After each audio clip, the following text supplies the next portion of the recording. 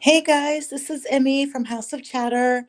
I am back, hopefully with less audio difficulties, but I just wanted to jump in on here just for a quick second to cover three of my biggest questions or biggest, I don't know, rabbit holes that I'm working on right now. Um, and I'm still sick, so I'm gonna try to make this quick. So, first one, Blake Lively and Ben Affleck and the AEOU, or I say AEOU because I'm thinking IOU, but it's AEO, Attorney Eyes Only. Okay. Second, I want to talk about the Taylor Swift breakup. Third thing I want to talk about is the Josh Greenstein slash Sony liability conspiracy theory that I have. Um, So let's get on to the first point. And yes, I will try to make videos on this. I owe you guys like 1,000 videos. Um, but let's get through the Blake Lively versus Ben Affleck thing. Okay. So we know that Blake Lively has boasted, at least to Justin Baldoni in the dance video, that she tells Ryan everything. And there's nothing that they don't tell each other. They're very open. You saw that dialect in the defense of Ryan writing the rooftop scene. His wins are my wins are his wins. We are a team, we work together, all that stuff. So if they're on the same team and working together to take over a movie or to get better movie scores for this screening that they are setting up, wouldn't they be on the same page to ask who they're communicating to? Meaning, wouldn't they know exactly who they're communicating to in order to accomplish this whole thing? Like, okay, Blake, you're talking to Taylor about the song. Okay, Ryan, you're talking to Colleen Hoover about our apartment in, upstate New York or wherever. Or Blake Lively, you're talking to, I don't know, Lucy Damon or something. Ryan Reynolds, you're talking to Matt Damon or something, right? They both know who they're talking to in this whole calculated correlation of dancing, of taking over a movie. And I can understand AEO, so to prevent leaks. But what if the AEO was designed to hide some materials from Ryan Reynolds so that he doesn't see them? Because at the time that Blake Lively filed her complaint, Ryan Reynolds and Lively were pretty much in it as far as legal documents and demands and whatnot. And it wasn't until Ryan Reynolds was dismissed from the case where, we saw things. But if it's attorney's eyes only, that means that Blake cannot see it. And that means that Ryan Reynolds cannot see it, right? Presumably not to have leaks. But what if it's to protect your relationship? And this is all alleged and crazy ideas. So, you know, this is straight conspiracy theory. Put on your ball gown, put on your tin crown. Let's go through this rabbit hole. So I was looking at these text messages between Matt Damon and Ryan Reynolds because I was going to do a video on her weight and on the religious aspects of her complaint. We're going to match all that stuff up and all that stuff. But I was noticing the timestamps on these text messages. And then I had to go back and look at the timestamp of this message to Ben Affleck. And there's two differences. But mind you, I also need to remind you what is going on the 17th and the 16th of May. May 16th and May 17th was when the movie If was coming out.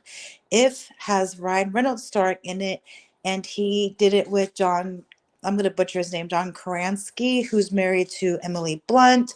I think Blake Lively had a voiceover in it at one point.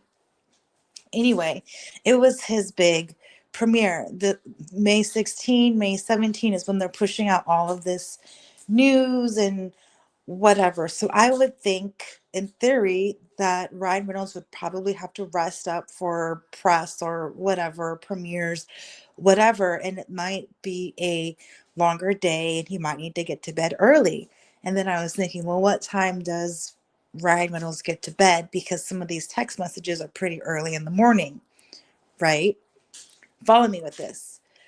So let me read you Blake Lively's complete email and just follow me here, okay?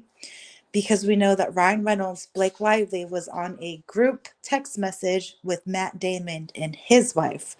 So that text message from Ryan Reynolds went out May 17th around 6:30 a.m.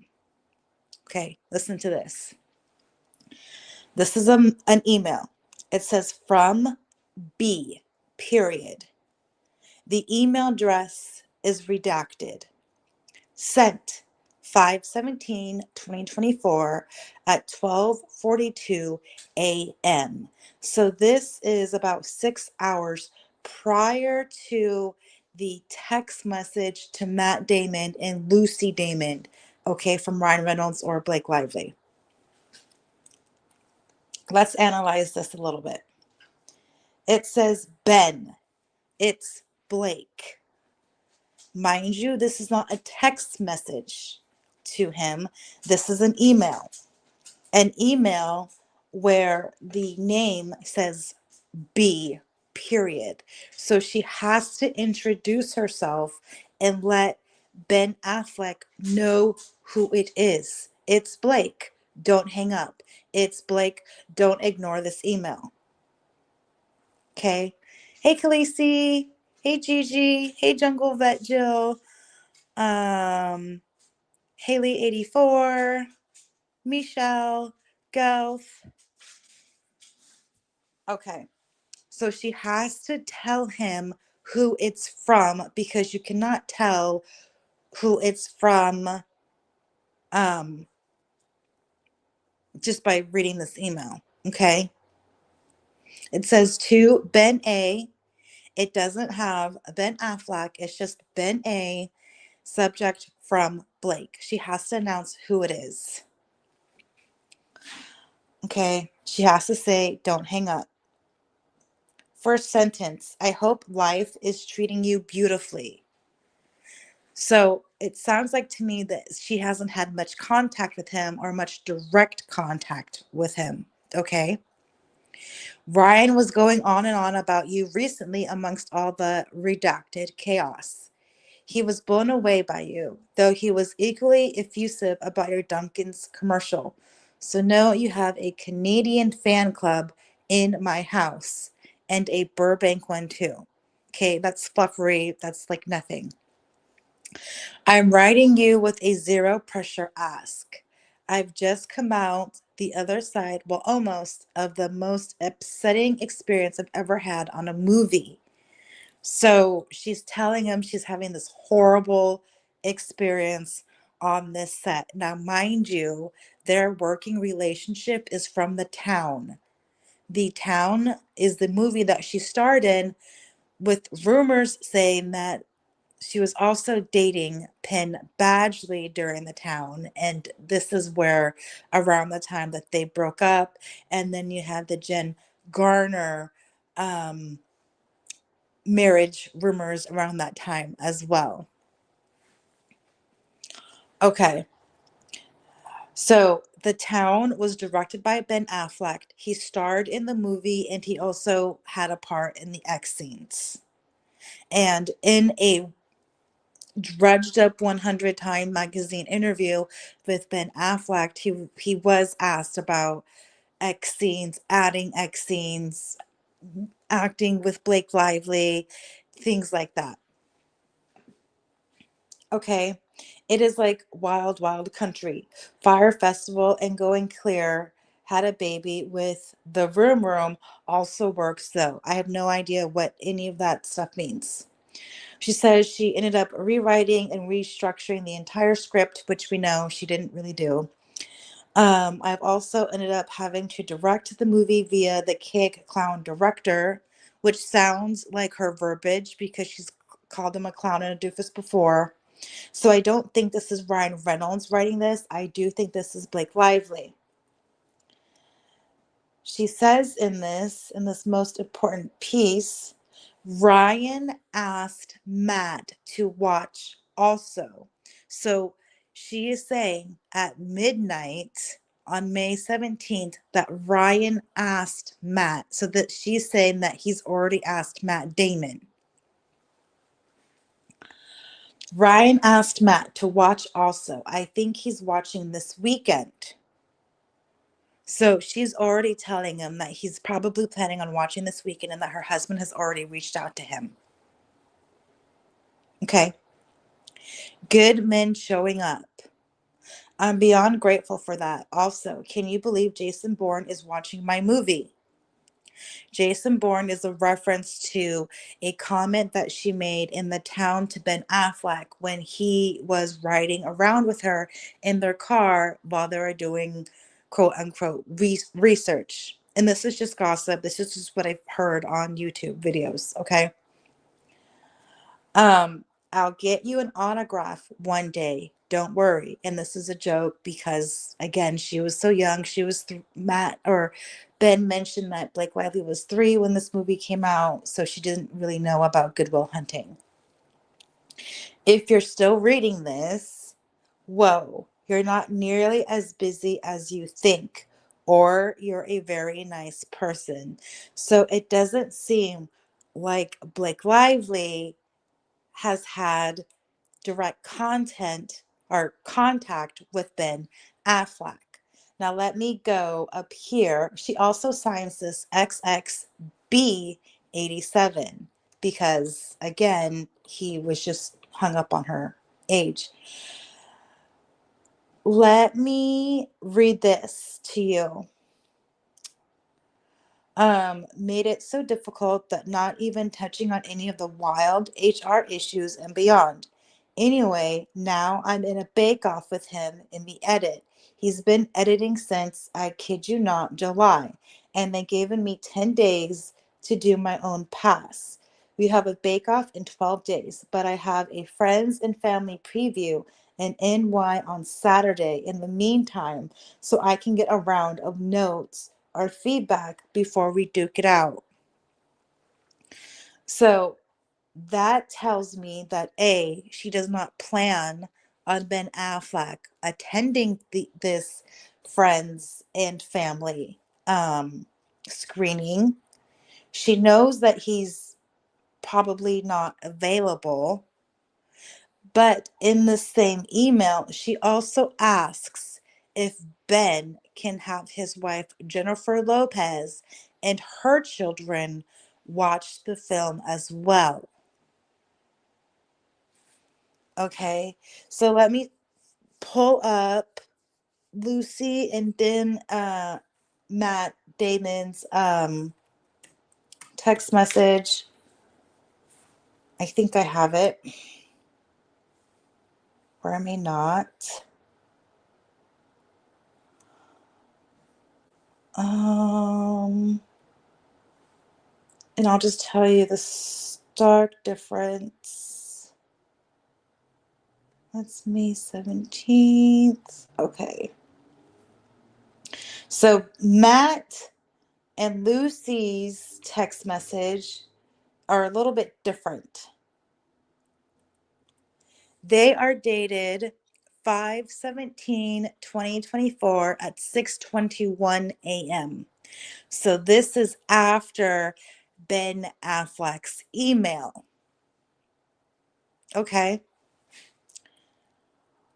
So this was sent 6 hours. So Ryan Reynolds asked Matt and Lucy to watch the film 6 hours after Blake asked Ben and told Ben that Matt was watching or might be watching the film that weekend. So, what happened in here? Ryan Reynolds must have told Blake Lively that he will text Matt Damon and Lucy in the morning to encourage them to watch the film and give her notes. So, what if, and this is your crazy rabbit hole question, so everybody put on your 10 crowns. What if she knew that Ryan was going to reach out to Matt Damon and Lucy in the morning, and she decided to reach out to Matt Damon to get his personal intake on the matter?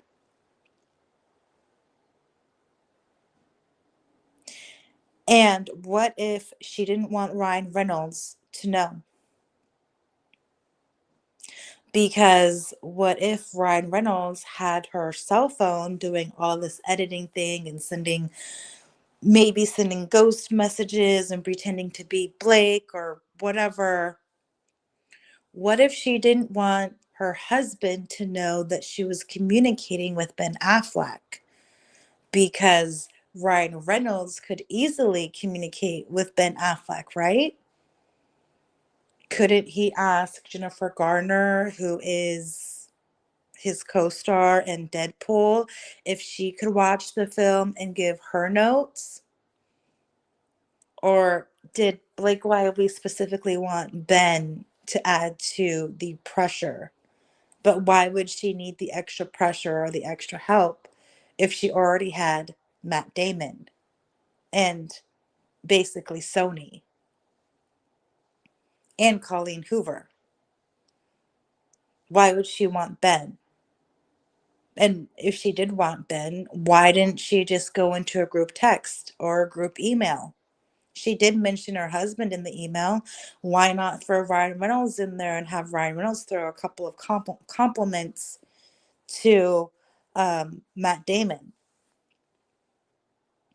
But what's interesting is around 517 as well, reports were coming out that Ben Affleck and Jennifer Lopez were not doing so well and that they were in their own marital trouble, which seems like an inappropriate time for Blake Lively just to be inserting herself into things and asking if Jennifer Lopez can watch a movie with Ben Affleck or help out Ben Affleck in order to help out Blake Lively. It might not have been the best of timing, but it does make me wonder if Blake Lively was trying to do something subtly without Ryan Reynolds knowing about it. Um, Jungle Vet Joe says Blake didn't know how to edit a movie. I'm convinced they wanted Sean Levy to edit. Exactly, and I think that's why she wanted Sean Levy to be in the edited room for a movie for 1 hour. She does mention it being in there with her. But instead, Josh Greenstein did organize Sean Reed to um, get time off from his movie to help with the edit. I will note that Josh Greenstein was or had met with Blake Lively at her apartment. I don't know if he went alone or if he went with other people, but would you really want to go to Blake Lively's apartment alone during this whole chaotic takeover with the amount of complaints that were going on? And if this was in May, where her text messages was sent out to Greenstein about coming over to her apartment, is that why there is a Reddit rumor that says that Blake Lively threatened Sony with SH around the time in May if she did not get her edit? If that is a rumor, could it be attached to Josh Greenstein? Hence, why would you want to be alone with Blake Lively? Let me skip to Taylor Swift before we get into Josh Greenstein. So that was my first point for the AEO. Was it really for her and Ryan Reynolds, or was it to protect her marriage between her and Ryan Reynolds? Because I find that suspicious. Why not have Ryan Reynolds reach out to Ben Affleck? Um, Second, Taylor Swift and the Taylor Swift breakup. So, without a crystal ball, reported on Taylor Swift possibly lying to her publicist and possibly lying to her dad about the Blake Lively lawsuit or whatnot. This is my theory, and I went back to read the letter. So, we know that Taylor Swift was supportive of Blake Lively throughout the entire movie. Whether it was wardrobe, maybe she had a comment about the acting of Isabella Ferrer. We don't know, but she certainly had a role in providing music for the trailer.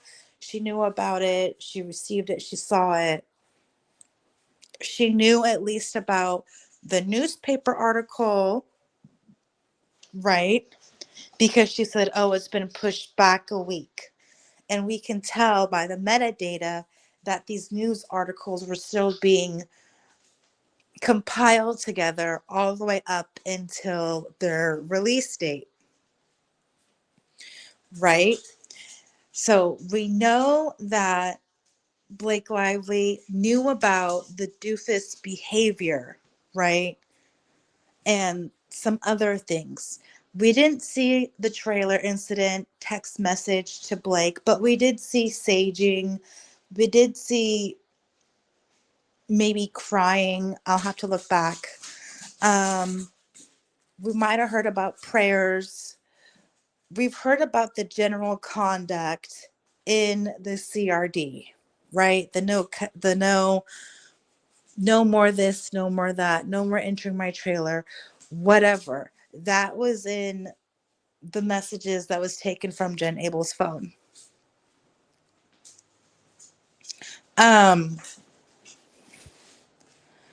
So we knew the article came out, and then Taylor Swift says, congratulations, you reversed your cancellation.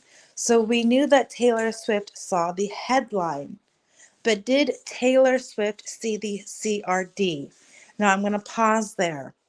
Without a crystal ball, states that maybe Blake Lively might have lied to Tree Payne and her dad, and that's why the letter came out. They were trying to protect her. But why would you want to try to protect your daughter? Well, maybe you're trying to protect your daughter from, hey, you stole contents of the phone, or you helped steal contents of the phone, or you know of the stolen contents of the phone, and now this is criminal, and maybe you won't be able to dodge a subpoena if you get pulled into court. On top of that, whatever you say in the civil litigation could be used in the other matter if the lawyers really pushed it, right? If it's all relative and one had to do with the other. So if Taylor Swift was so supportive up to this point, and even in her text messages says, oh, I'm so sorry, I got distracted by this paranormal comment. By the way, Emmy, I learned about a new cryptid, a sheep squatch. I'm pretty sad about this sheep squatch. Sheep are very cute. I'll investigate that later. But anyways, I think tonight's going to be lizard people if I can make it and I'm not too dying tonight. Otherwise, lizard people will be tomorrow. But anyways, Taylor Swift, she was supportive of the news article. You reversed your own cancellation. And then New York Times Inside of Hollywood smear campaign. And we know from at least Justin Baldoni's complaint. All right, Gilf, we'll do it tomorrow. Because I want you to hear about the lizard people. Sorry. I know you guys hear about Blake Live. You're not hearing about lizard people. But it could be related too. Anyways, She was supportive of the news article Inside a Hollywood Smear Campaign. She knew that it was coming out. And if you take a look at Justin Baldoni's complaint against the New York Times, it is said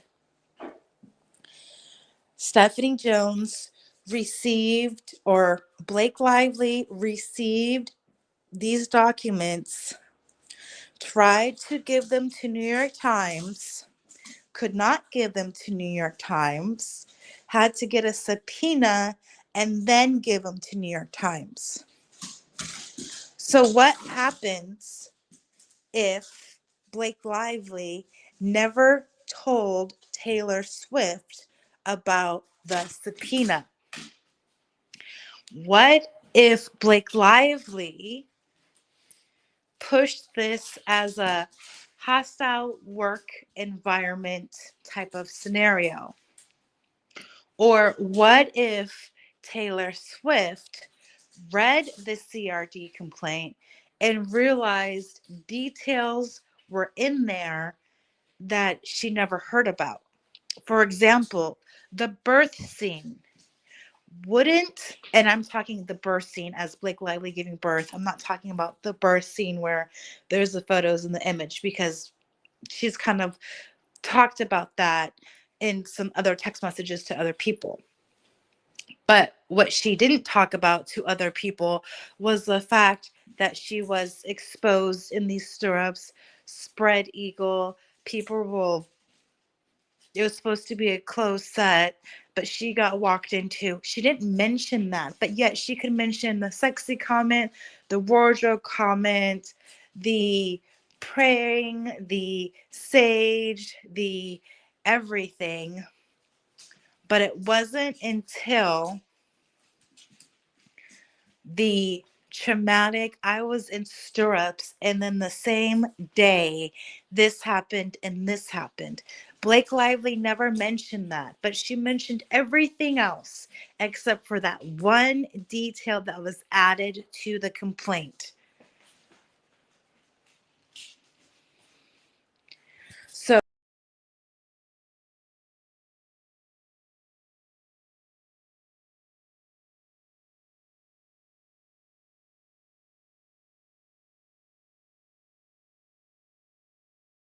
my back. Okay.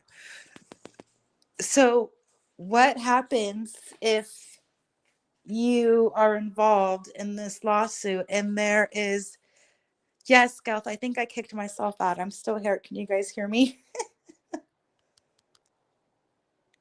Um, so what happens if Taylor Swift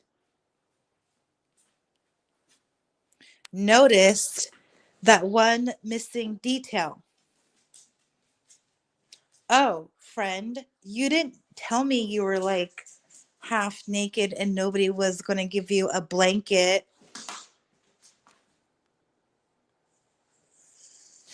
You know what I mean? Wouldn't that be an important detail in this whole thing, especially if you're going to get subpoenaed? Because initially, Taylor Swift was named on Blake Lively's disclosure, so Blake or Taylor Swift must have known if this was coming. Second, does anybody remember that letter from Brian Friedman saying that he got a phone call around February 14th? And they talked about an hour, but they couldn't disclose the source. We don't know if it was Taylor Swift herself. We don't know if it was her father. We don't know if it was a lawyer. We don't know if it was anybody. Right? We just know that there was a source of information that said, as far as February, remember, this phone call took place, but we didn't find out about it until May. So I have a questionable timeline on this. Questionable timeline. If Brian Friedman was writing the letter and said approximately 4 or 5 months ago, Blake Lively told Taylor Swift to delete her text messages. Or was it 3 or 4 months ago? I think it was 3 or 4 months ago.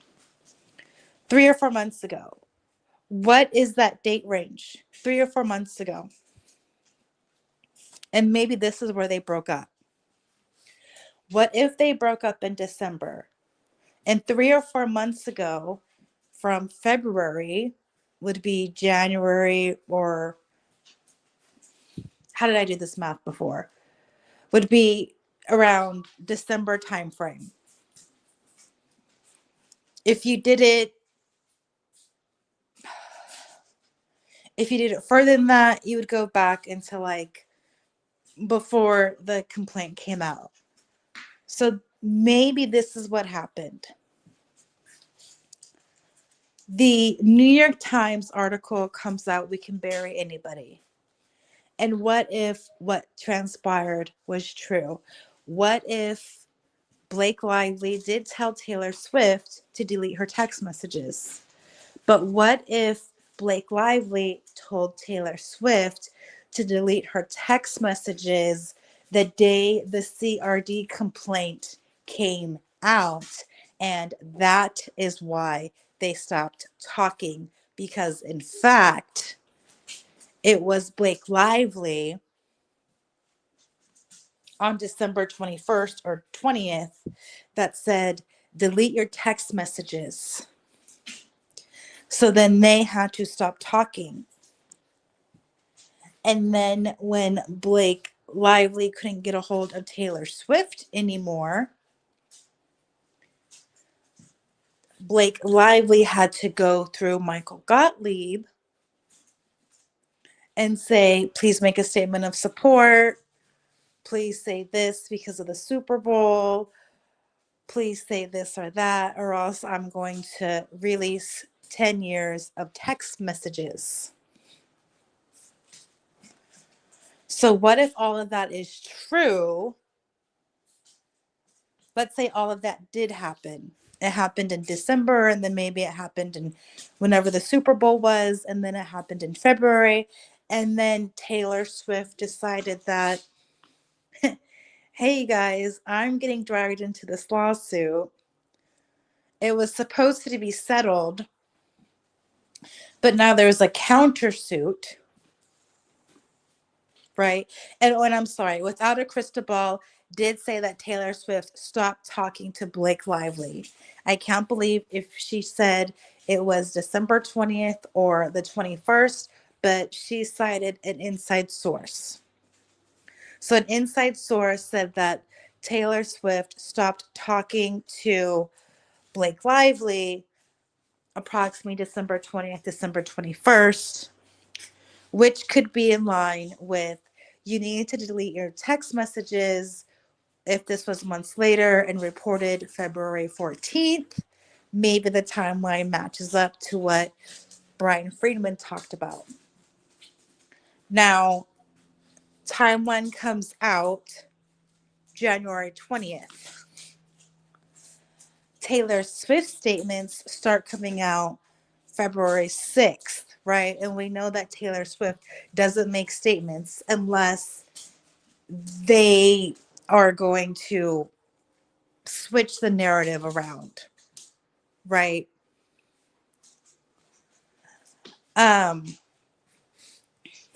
So then we don't see what February 6th, we see the statement, hey, I don't want anything to do with you, blah, blah, blah. Then we hear on February 14th, someone's calling a lawyer. Then in May, the heat gets turned up, and all of a sudden, we hear that these text messages were leaked. But also, we can't make it look like Taylor Swift is on the side of Justin Baldoni. So we'll play into the Blake Lively machine and balance out the stories. But then Blake Lively is panicking because she's exposed, because if they are these text messages that say delete your messages, that didn't come out. That didn't come out in the release of evidence and sealing and everything like that. It did not come out, that text message. And I think we kind of forgot about it, but maybe we didn't forget about it. But maybe that is the day that they broke up. Maybe that is the date that December 20th or the 21st, Blake Lively texts, delete your messages. Taylor's like, F this. I'm not going to be in this legal battle. I'm going to ignore you. Goodbye. You brought me into this whole mess. It's not even worth it because I talked to my lawyers or whatever. And now we're in this huge ball game. Right. Oh, and for you guys' information, Matt and Lucy Damon are not on the initial disclosures, but Taylor Swift is. So even though Blake Lively disclosed her experience with editing and the film set and everything, she didn't want anybody to know about Matt Damon and Lucy Damon. Or they didn't feel comfortable testifying or having her back legally, but they had her back behind the scenes going to Sony. Okay, so let me know what you guys think about the Taylor Swift breakup date. If they broke up on that date, does the letter that Brian Freeman wrote line up with that? I'll make a video, I swear, one of these days. And I'll put out the letter. I'll put out the legal back and forth, and then we can decide on all that.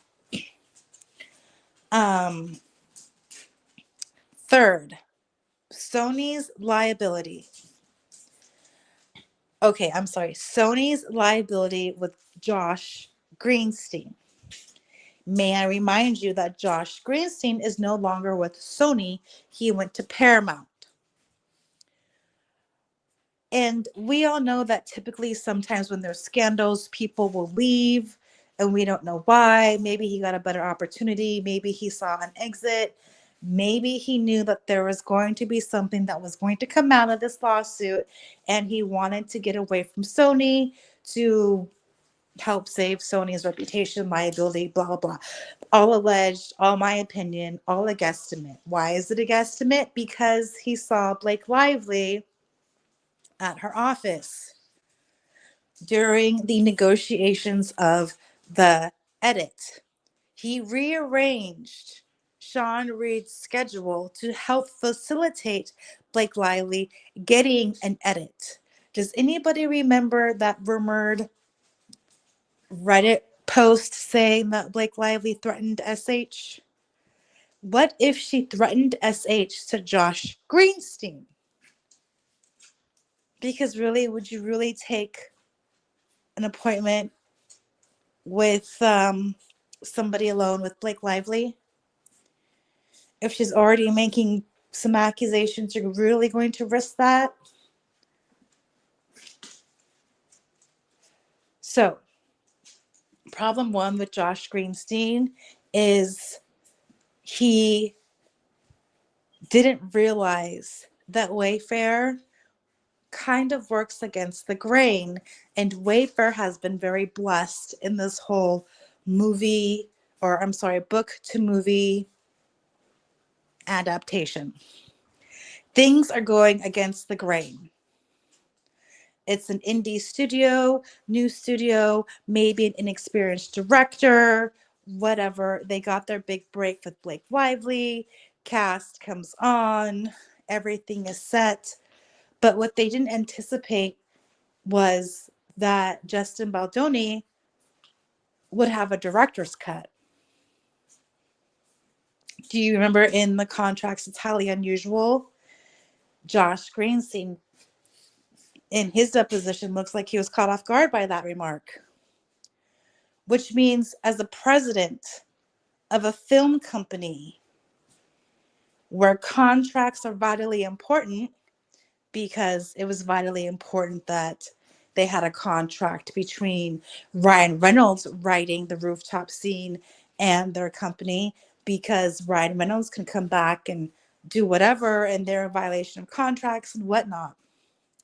But instead, Josh Greenstein decides to violate a contract between Wayfair and Columbia Pictures. Oops. So he opened up his company to liability from Wayfair for breach of contract. I'm not a lawyer, I'm guesstimating. I will ask Leanne Newton about this because she knows more about the corporate world. But what if Josh Greenstein unwillingly violated company contracts, putting Sony at a bigger liability, right, on top of the SH claims that Blake Lively might have been doing, on top of the hostile work HR complaints that Blake Lively has been ratcheting it up. Now, Josh Greenstein has opened up Sony up to liability for contracts and contract violations. My guesstimate, I'm not a lawyer. Please, someone ask about this theory. Secondly, Josh Greenstein, I totally forgot my point now. The dailies. Josh Greenstein was asked about if dailies were destroyed. Now, I don't have confirmation on this. But what if Blake Lively wanted dailies to be destroyed so that she would have to reshoot these scenes and redirect these scenes into something that she wanted? Or material was deleted so Baldoni couldn't use it? Or any one of those. What if Josh Greenstein also had a hand on sabotaging the edit of the film? Something that he was not authorized to do. So not only is Angie Giannetti facing heat in this whole lawsuit, with Sony being pointed out in expert reports, but now you have Josh Greenstein, who also wrote the PGA letter. So wouldn't it suck for Josh Greenstein if it came out that Blake Lively might have implied some H claims against him and pushed the envelope? I mean, how far are we going to go down this rabbit hole? How far does Blake Lively really push that envelope of allegations in SH? She's going to sneak a complaint or an event into a CRD that she did not tell her friends. She's going to sneak an SH term in her text messages in July to Colleen Hoover, mid-July, also around the time when Predator statements were being made to WME by her husband.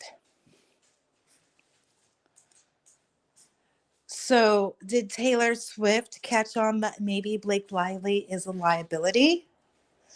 And maybe Sanford, I don't know how to say his last name. Is it Kennard? Maybe he found out about all of this and says Blake can never work again because she's such a liability for everybody. And for that matter, Ryan Reynolds too. Because if they can admit that they work on each other's stuff, who's to say that Blake Lively is not writing Deadpool in violation of the Writers Guild?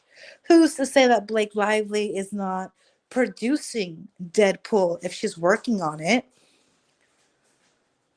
Who's saying she's not helping with the edit or the writing or the screenplay or the costumes or the wardrobe, and she is not getting paid in a system of unions, in a system of contracts and contract negotiations where anybody can be taken to court over contracts, and it looks like she might be.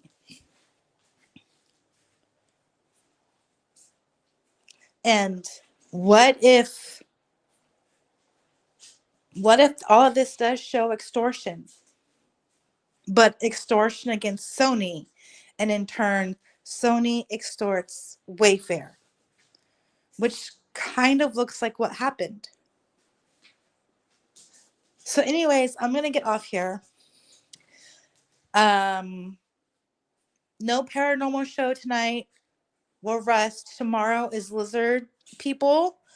For all those who love spooky paranormal stories, email me, mehoc1@gmail.com. But let me know about the my top three 10 crown ball gown down that rabbit hole theory. First one, AEO. Was it designed for Blake against her husband, or was it designed against leaks? Two, Taylor Swift. Was a text message asking for Blake Lively, or I'm sorry, asking Taylor Swift to delete her text messages, did that occur either on the 20th of December or the 21st of December? And did Taylor Swift notice an event in the CRD that Blake Lively did not mention about being in stirrups, wide open, uncovered, all that other stuff? And three, Sony, Josh Greenstein. Could he be related to the Reddit rumors of SH? Did he open up Sony Pictures and Columbia Pictures to a contract dispute by violating that contract, by facilitating a producer, or I'm sorry, an editor, by switching around schedules? And is that why Josh Greenstein had to leave Sony for Paramount? Because he opened up the company to such a big contract dispute that it can equate to extortion. All right, guys, let me know what you think in the comments. Share, like, all that stuff. I'll be happy to tell you that we have 3 members as of the last time that we checked. And I'm telling you right now that money, $20, I'm rounding up by lot, but $20 will be going to Healing Hearts Ranch LLC to benefit children who've experienced intense trauma. It'll help them get either reduced payment for equine therapy or free um, therapy sessions in equine therapy. If you know any other organizations that benefit children of trauma, or DV organizations, mental health organizations, homeless organizations, please let me know. I would love to highlight all of these on my channel. I would love to raise awareness and support for these. And yeah, like, subscribe, and follow me for more. Thanks, house guests.